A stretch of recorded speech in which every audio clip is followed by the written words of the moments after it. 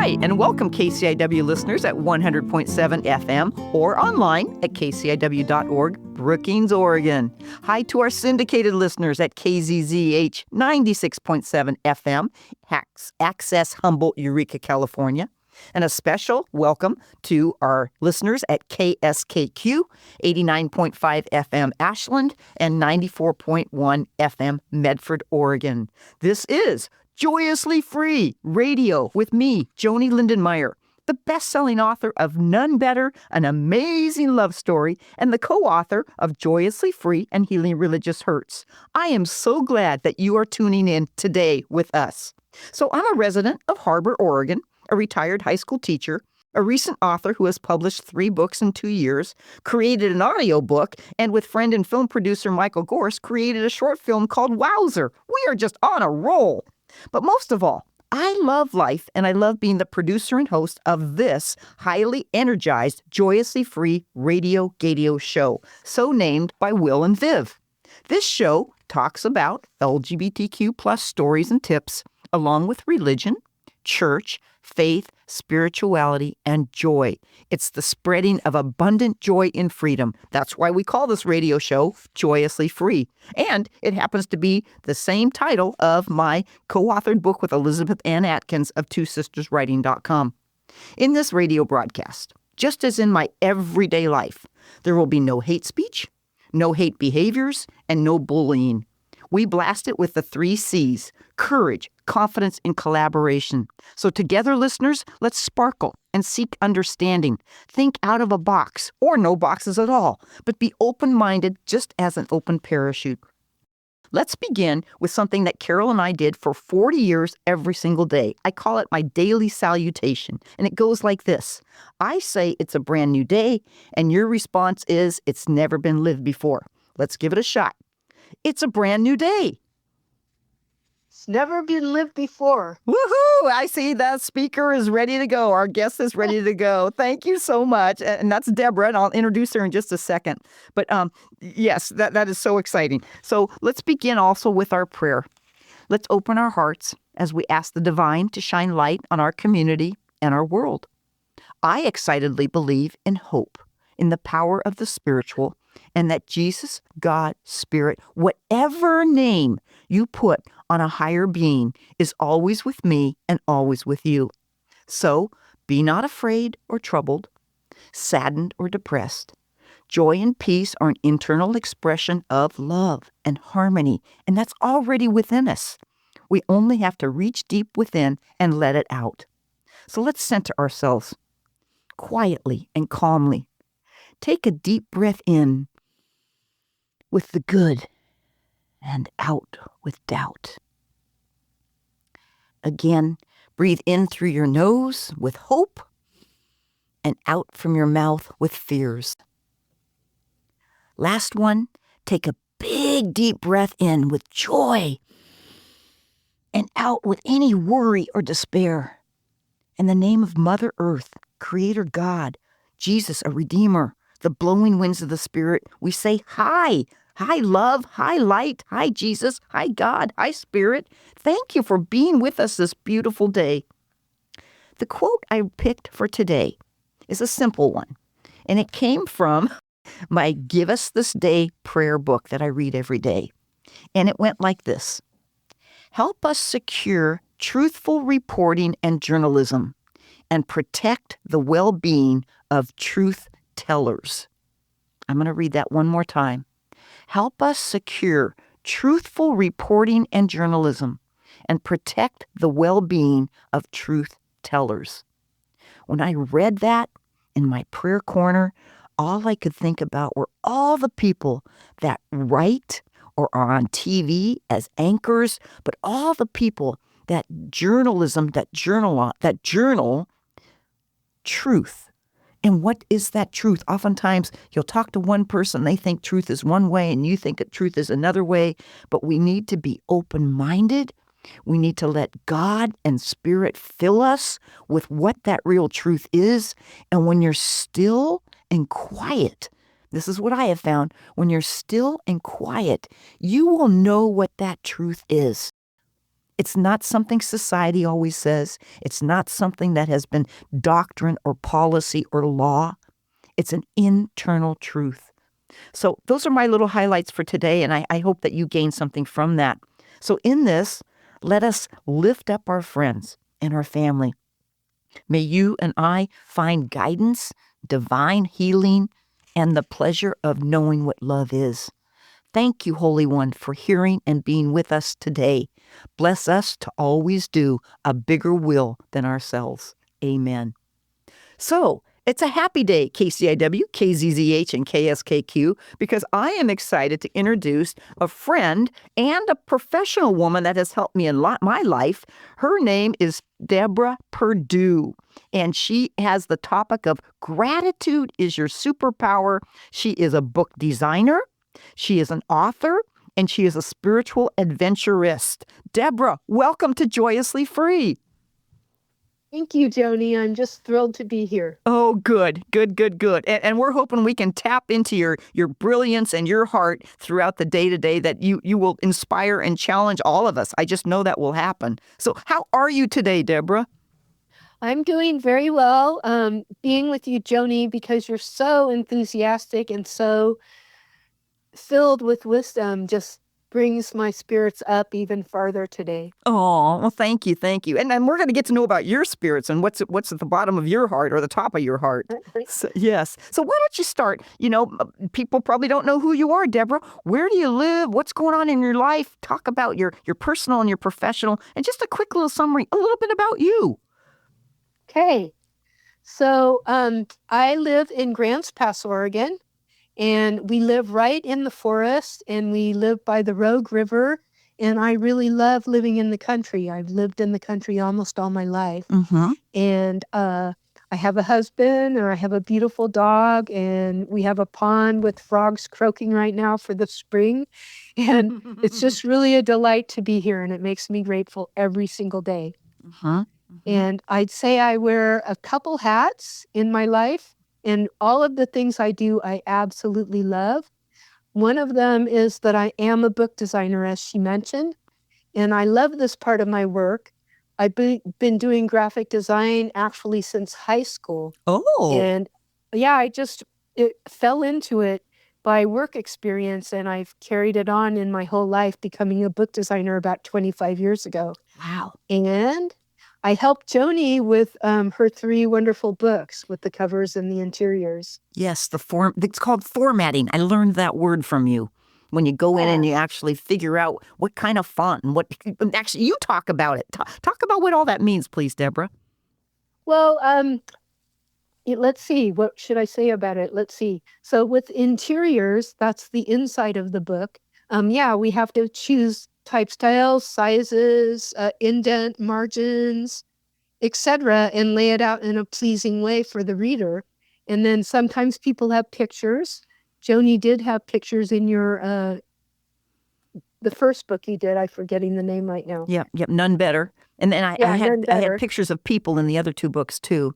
Yes. Yeah, that's right. So then I lay it out is what it's called. And I can do all kinds of types of books, including coffee table books, which I love, and fiction and nonfiction. It's just really delights me that this is my freelance job. Wow.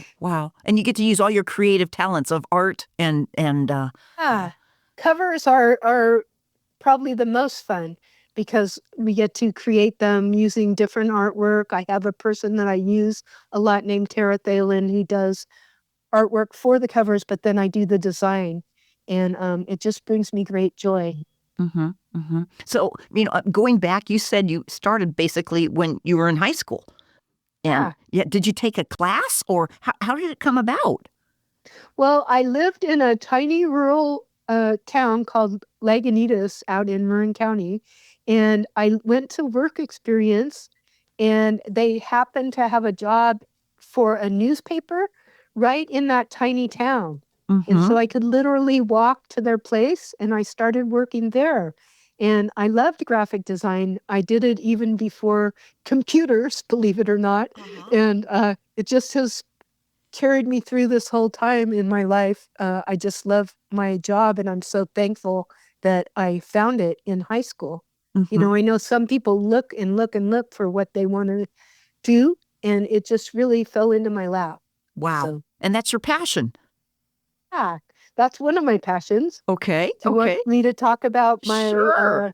spiritual exploring? Okay. I'm a licensed practitioner at the Grants Pass Center for Spiritual Living, and I serve there. I pray with other people, and I speak on Sundays before the minister. Sometimes we trade places, the practitioners, Mm-hmm. and I really, really love that part of my life. And I also am a gratitude gal. And what I do is I write gratitude reflections every day that I send out to my subscribers. And I've also published 5 gratitude books, 2 journals, and 3 of gratitude reflections. And I just love, it's my favorite topic, gratitude. Mm-hmm. Mm-hmm. And I also facilitate book studies and classes online and in person at Grants Pass.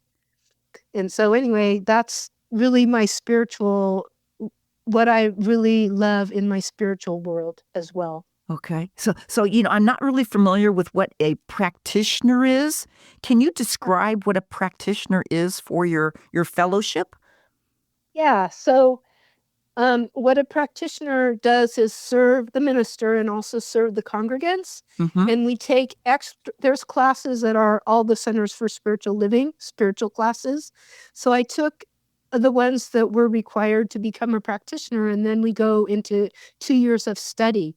And we just broaden and strengthen what we've learned already Mm-hmm. so that we can teach classes and pray for others, etc. That's Mm-hmm. basically what it is. Do you have more questions about it? Absolutely. I think it's really interesting because we all come from or have had different experiences in different faith denominations. Yeah. And so this one here, what I'm hearing you say is that you went to school, you did 2 years of study, you help out, you pray, you guide people on their journey. Yes. And so an example would be, what would be an example of you being the highlight of being a practitioner? So it's really when people send prayer requests to us, the practitioners at our Grants Pass CSL every Sunday. Mm-hmm. And I think one of the highlights is we also have demonstration cards to fill out, and that's when something manifests that what we prayed for. Uh-huh. And it's really, really so beautiful to hear the different demonstrations of people who had their prayers answered, because I believe we always get our prayers answered in some form or fashion. And so that's one of the highlights, definitely. That's a big one. And I love what you Yeah. just said, that all prayers are answered. And sometimes Yeah. we don't always see it or feel it or know it. And sometimes they take time, don't they? Before you Yeah, get an answer. definitely. Mm-hmm. Yeah. I love that. Let's see, I'm trying to remember Michael Beckwith's statement. Who's Michael Beck?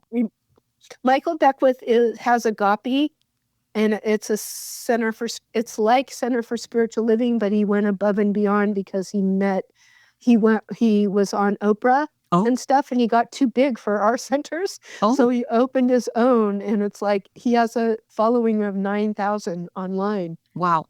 Every Sunday. Wow. But he said this, I remember it was delay is not God's denial. Oh, Speaking of very having good. patience. Isn't that great? That's great. So, That's great. I know.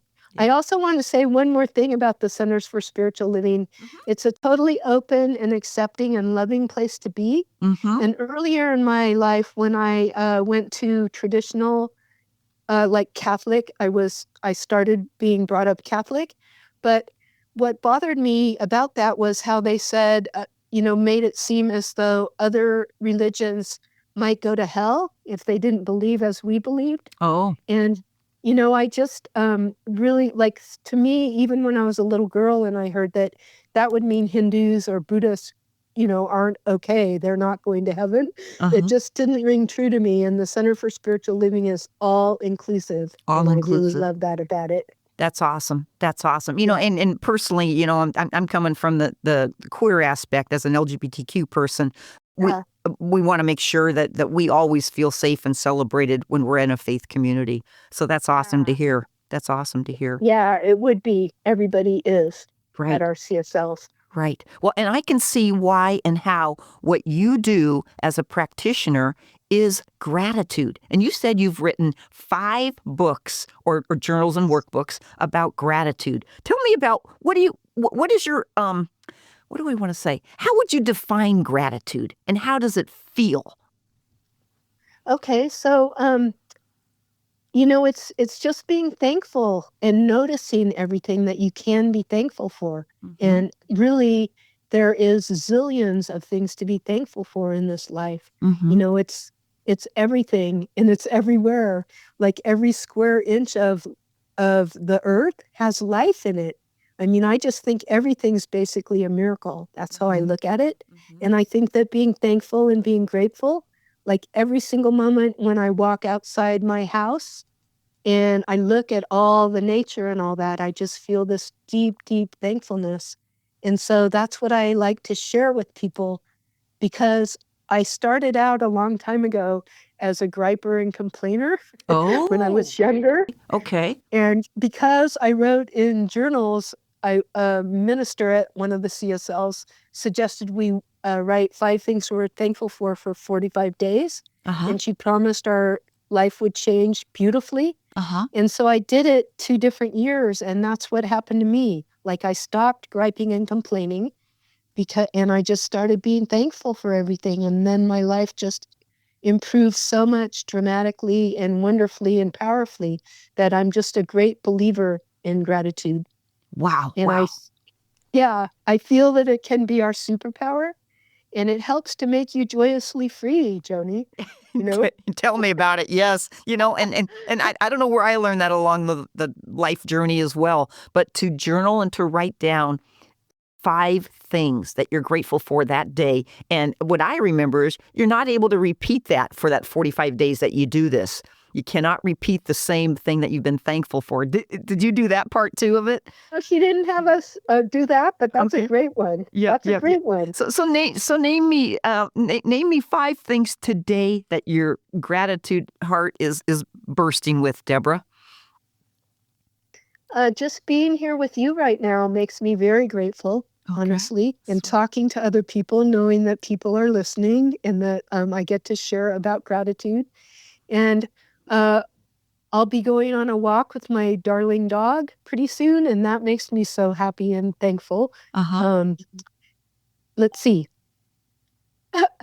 You want 5 things. Let's I see. think you probably came up with 4 or 5, but if you have more, definitely you can put. Grateful for my cozy home and for the frogs singing every single night right now There you because go. it's almost spring. Wow. There, What? that's definitely 5. That's definitely 5. And listeners, as you're paying attention to what Deborah is doing, they're not like this huge, enormous thing. They could be very, very simple, but you're Yes. recognizing, you're observing, you're celebrating the life within all of that. That's so beautiful. So beautiful. No. Yep. And gratitude promotes health, both mental and physical, Mm-hmm. and it helps us be happy instead of sad or angry. Mm-hmm. And that's why I call it a superpower Mm-hmm. because when you get grateful, then everything just changes to joy and abundance and love. It's like you just can't help it because you're grateful. Right. You know? Right. Right. And as you talk about this, I remember, my honey Carol had a massive brain bleed stroke. And Mhm. yes, it was very hard. Yes, it was very challenging. Yes, I got depressed. And yes, I mean, all the negative stuff that pulls you down when you love somebody so much. And now life is like in an uproar. But Yeah. then to say, to be thankful. To be thankful that she is Yeah. alive, or to be thankful for the medical team and the Ah. airlifting that took place and Mhm. the hospital bed and it's like you have to do like a switch. You have to do a switch Ah. in your brain and your heart to do that because it's hard to get out of some of the negativity of the world. Sure is. And so, yeah, I always turn to if I'm watching the TV, which sometimes in the news, it can be very disheartening and depressing. Um, I'll just what I do is I put on my earbuds and listen to something positive Mm-hmm. because you can always switch it around, like you were saying. There's always something to be grateful for. You found things with Carol's, you know, illness and then her passing. I know you, and I know that you ended up, feeling so thankful for knowing her for so long. And, it's just, that's what you can do is you can always switch it around. That's what I love about gratitude. Exactly. So in these 5 books, they might be a resource for listeners out there, Deborah. Can you talk a little bit about those 5 books that you did and where they are accessible? Yeah. So one thing I want to say before I talk about the books is that if they go to www.graceofgratitude.com, on the homepage, they can sign up for the daily gratitude reflections I send out by email. And they also receive a free PDF of one of my books. So that book is Grace of Gratitude Reflections. And that it's a small book, and it's, if you got a physical copy, you can put it in your pocket and just bring it out to look for something to inspire you if you wanted to. And then the 2 journals are Grace of Gratitude Journal. They're both called Grace of Gratitude Journal, and they have different covers. They have beautiful artwork that Tara Thalen did for us on various pages. And then they have a place for each person to write what they're grateful for. And also, I have some inspiring quotes of gratitude. So that's what those books entail. There's many pages to write what you're grateful for, as well as inspiring quotes, and then Tara's lovely artwork to look at as well. I have one of those books, and I've been using it for the last year, and I absolutely love the artwork. I love the freedom. I love the what do I want to say? It's the joy that comes out of the page because it's just very simple, the quote or the invitation to write. Yes. Thank you. Yes. And then one's a hardback and the other one is paperback. And any of those they can get at www.graceofgratitude.com. And then I want to talk about the reflections books too.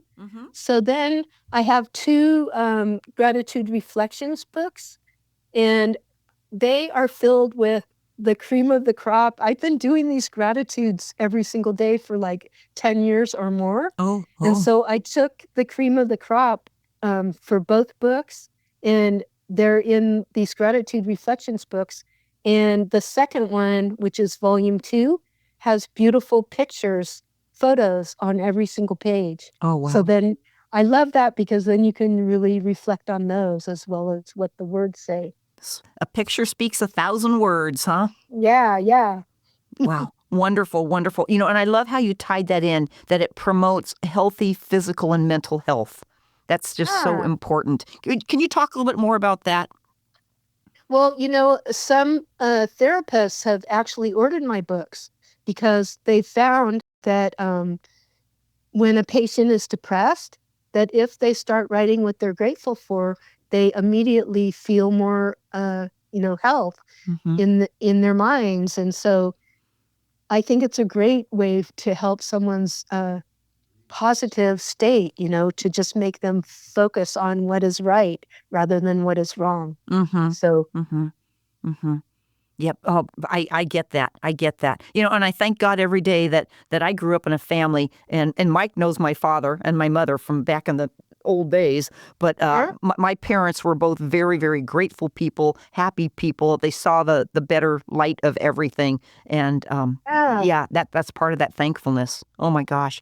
One of the quotes that you said was, everything is a miracle, is how you look at things. Why don't you end by talking a little bit about that and then your final comments for us today, Deborah? Okay, well, I really, truly believe that everything is a miracle. I mean, life itself is a miracle, us being on this planet and all the different life forms. I pretty much believe everything is alive. And so how can that not be a miracle? You know what I mean? So it just fills me up to the brim to realize how magical every single moment is and how wonderful every single part of life is. And so that's why I say everything is a miracle. I totally believe that. And I thought that I'd give a few tips at the end. Great. You've got about 30 30 seconds or so. Whip them out there. Okay, I'll go fast. Okay. Write 5 things you're thankful for every day for 40 days. Awesome. Be yourself, your glorious self, and don't try to fit into boxes society might try to impose on you. And awesome. find a spiritual path, whatever it is for you. Mine is the Centers for Spiritual Living, and it's csl.org. Wow. And I'm complete. Wow. Okay, let's repeat those. Five things you're grateful for 40 days. Be yourself and don't try to fit into boxes society might try to impose on you. Yep. Be your glorious self and find a spiritual path, whatever it is for you. Oh, I love it. I love it. Oh, you are amazing. I've loved every bit of our interview today. I want to thank you from the top of my heart, Deborah, for putting out your love, your joy, and just your gratitude of life. Listeners, you know Joanie. what? Yes, Deborah. Thank you so much. Oh, thank Go you. ahead. Yeah, you're welcome. You're welcome. Hey, let's thank the listeners for joining us today on the Southern Oregon and Northern California coast and over in the Rogue Valley. Thank you for being with us in a joyously free manner. And I think that you received quite a few tips and hopes and loves from Deborah today. We want to give high tens to Deborah. We want to give high tens to Tom Bozak, Candace and Rose, and especially Mike Gorse, who's on the sound team today to make all this happen. We give compliments to KCIW, KZZH, and KSKQ. We give a shout out to the sponsors of the show, Steve Van Cleve, Sally, and Todd Roy. And most importantly, we give thanks to you, the listeners, for tuning in. And you know how we always end this. It's a big, big mantra of smile big and wear bright colors. Have a great day, everybody. Thanks again, Deborah. Thank you. Bye-bye. Bye.